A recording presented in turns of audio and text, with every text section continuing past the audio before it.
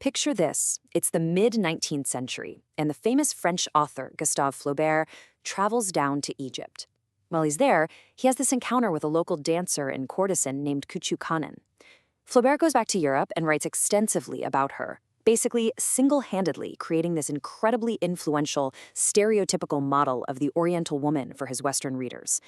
But here is the absolute wildest part of this whole historical footnote. Kuchu she never actually spoke of herself. She didn't leave a record of her own emotions, her actual presence, or her history. Because Flaubert was foreign, because he was relatively wealthy, and because he was male, he held all the historical cards. He had the physical and social domination required to just invent her identity. As the brilliant scholar Edward Said put it when looking at this exact encounter, he spoke for and represented her.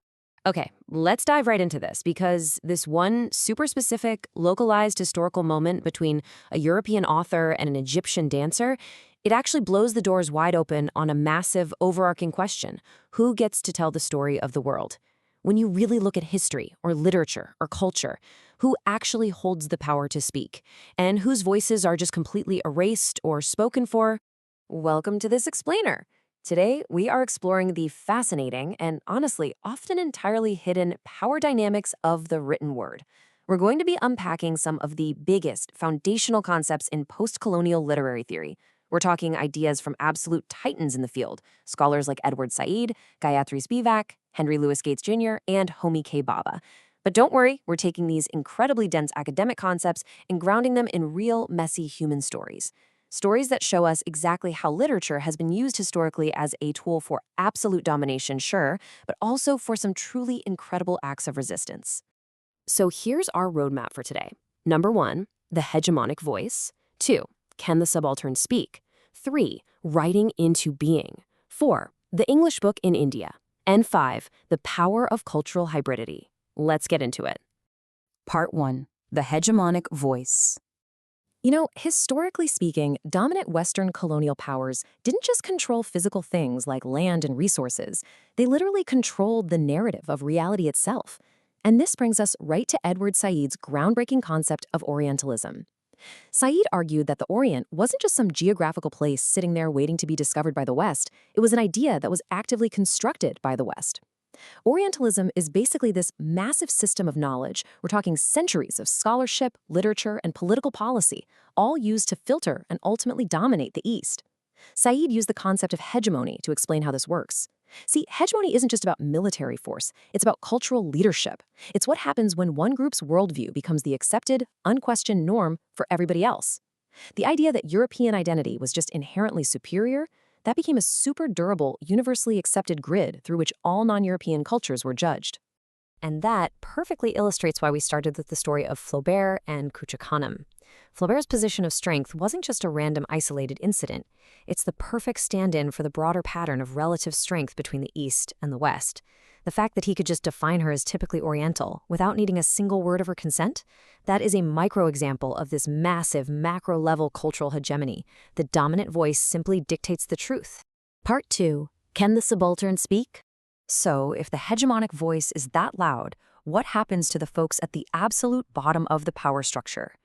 The scholar Gayatri Chakravorty Spivak famously posed this exact question, and she used the term subaltern. Now, originally this comes from military hierarchy, but in this context, the subaltern refers to the deeply marginalized, oppressed populations whose voices are completely, totally effaced. They exist entirely outside the dominant circuits of power. They are structurally silenced. And what's really wild is that often, even well-meaning radical intellectuals end up projecting their own political agendas right onto the subaltern. They essentially ventriloquize them, putting words in their mouths, instead of actually listening to them. To really explain the tragedy of this silencing, Spivak shares a deeply personal story from her own family history. It's the story of Bhubaneshwari Baduri, a young, middle-class woman in colonial India who had these clandestine ties to the independence movement. Tragically, in 1926, Bhubaneshwari died by suicide. But she knew that in her society, her death would likely be misconstrued as the result of an illicit pregnancy. So, to prevent that narrative, she purposely waited until she was menstruating to take her own life. It was this desperate ad hoc attempt to literally rewrite the social text. She was trying to use her physical body as a final, undeniable statement of her political martyrdom. Think about the sheer weight of this word, text. It represents this immense, almost impossible threshold that Bhubaneswari tried to cross. She tried to turn her own body into an undeniable historical text. And yet, as Spivak notes with real despair, she failed. Even her own family, her supposedly emancipated granddaughters, ultimately silenced her true motives. They completely misremembered her story. The structure of domination was just so thick, so deeply ingrained, that her message couldn't penetrate it. The subaltern, Spivak ultimately concludes, cannot speak. Or, more accurately, they cannot be heard. Part 3. Writing into being. But wait, does this mean that marginalized voices are just doomed to never break through? Well, to figure that out, we turn to the work of Henry Louis Gates Jr., who looks at how oppressed groups have actively fought back against this exact kind of historical erasure. So while Spivak details the tragedy of the muted subaltern, Gates looks at the rise of the Anglo-African literary tradition. Specifically, he looks at 18th-century slave narratives by authors like Olaudah Equiano. See, in European philosophy at that time, writing was considered the ultimate visible sign of reason and humanity. It was widely, falsely alleged that Africans had no collective history and simply could not write. So what did they do in response? They wrote books. They sought to prove a full, sufficient sense of self by mastering the very formal languages of the West that were being used to oppress them. Let's look at how this transformation actually builds. Step 1, European culture had placed Africans at the absolute bottom of this racist, metaphorical hierarchy they called the Great Chain of Being, a system ranking all matter and life, conveniently putting European men right at the top. So for step 2, to overturn this, early Black authors had to master the master's language. And that leads to step 3, creating what Gates calls the trope of the talking book. By publishing their own autobiographies, they indicted the very Western culture that enslaved them. They weren't just writing, they were forcing the book to literally speak their humanity into existence.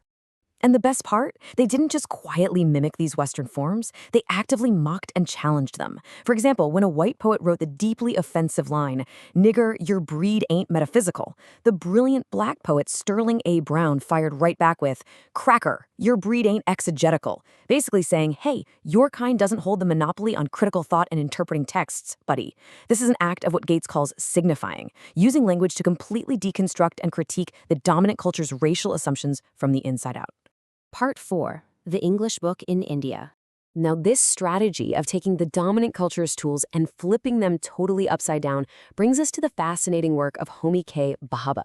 He asks, what actually happens when the ultimate text of Western authority is physically dropped into a colonized landscape?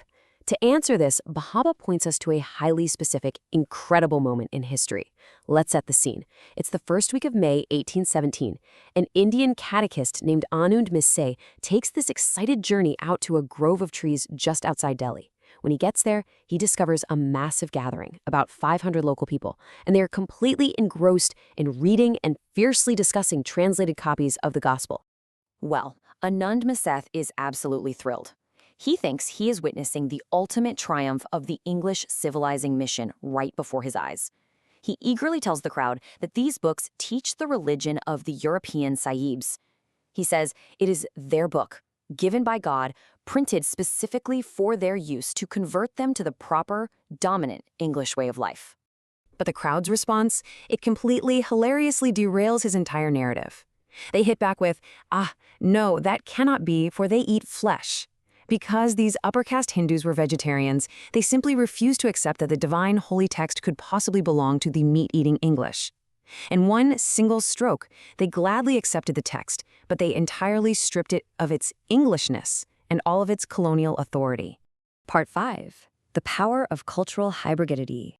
Those locals outside Delhi accepting the Bible but flat out rejecting the British is the absolute perfect historical illustration of our final, crucial concept, cultural hybridity, as theorized by Bhabha. See, hybridity isn't just some peaceful melting pot where two cultures hug it out. It is a strategic mutation. It happens when the colonized subject absorbs the symbols of the dominant culture, like, say, the English book, but they repeat them with a slight difference. And that difference, it mocks, it subverts, and it actually terrifies the colonial authority, because suddenly the power structure realizes it is no longer in total control of the narrative.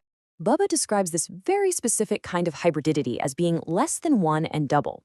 The colonized take the master's tool, sure, but then they completely change the rules of recognition.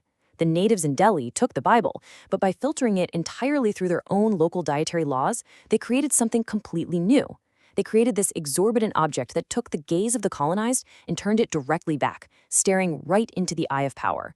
It wasn't just reading, it became a brilliant weapon of subtle ideological civil disobedience. Which leaves us right here, from Flaubert just inventing an Egyptian dancer's whole identity, to a silenced woman in India desperately trying to turn her own body into text, to enslaved authors forcing the book to talk back, to villagers cleverly rewriting the rules of the English Bible. The historical struggle for representation is absolutely fierce. And we have to leave you with this final, really complex thought to ponder. If the subaltern has to learn the master's language just to survive and resist, when that voice finally does break through, who is really speaking? Thanks for joining us on this explainer. Keep questioning the narrative.